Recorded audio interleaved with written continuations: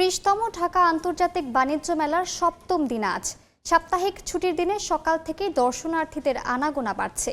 এই মুহূর্তে পূর্বাচলে মেলা প্রাঙ্গণে আছেন অন্তরা সেন, সরাসরি যুক্ত হচ্ছে তার সঙ্গে।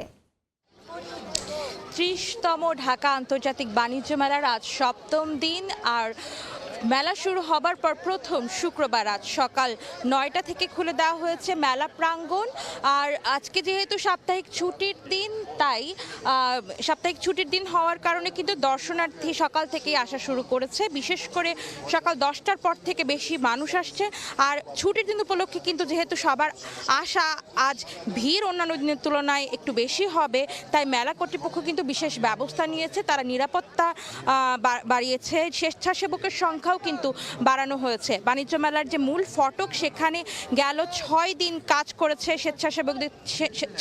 স্বেচ্ছাসেবকদের 3টি দল। আজ কিন্তু সেখানে 4 থেকে 5টি দল কাজ করছে। আজ আমরা সকাল থেকে মেলার বিভিন্ন স্টলও ঘুরে দেখেছি, বিক্রেতাদের সঙ্গে কথা বলেছি। তারা আমাদের জানিয়েছেন গেল 6 দিনে তেমন আশানুরূপ বেচাকেনা তাদের হয়নি। শীতের কারণে কিন্তু ক্রেতাও তেমন আসতে পারেননি। তবে আজ যেহেতু ছুটির দিন আর উপরি পাওয়া হিসেবে কিন্তু ঝলমলে রোদ উঠেছে, শীতটাও একটু কম, তাই কাঙ্ক্ষিত ভিড়ের আশা কিন্তু তারা করছেন।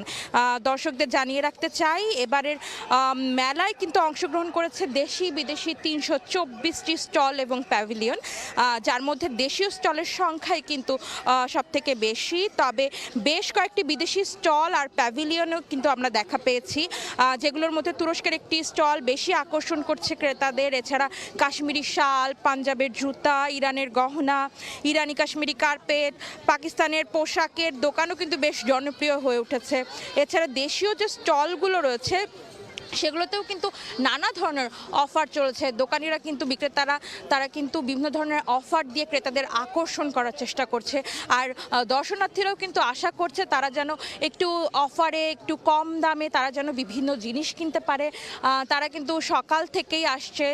এমনকি আমরা দেখেছি বাসে করে, গাড়িতে করে তারা দূর দূরান্ত থেকেও কিন্তু মানুষ আসছে মেলা প্রাঙ্গণে। তারা বিক্রেতারা যেরকম আশা করছেন আজ বিক্রি বেশি হবে, দর্শনার্থীরাও কিন্তু আশা করছেন যেহেতু আজকে শীত কম, তারাও মেলা উপভোগ বেশি করে করতে পারবেন। এই ছিল আমার কাছে বাণিজ্য মেলার সর্বশেষ খবরাখবর। আমরা এতক্ষণ সরাসরি যুক্ত ছিলাম পূর্বাচলে আন্তর্জাতিক বাণিজ্য মেলা প্রাঙ্গণে।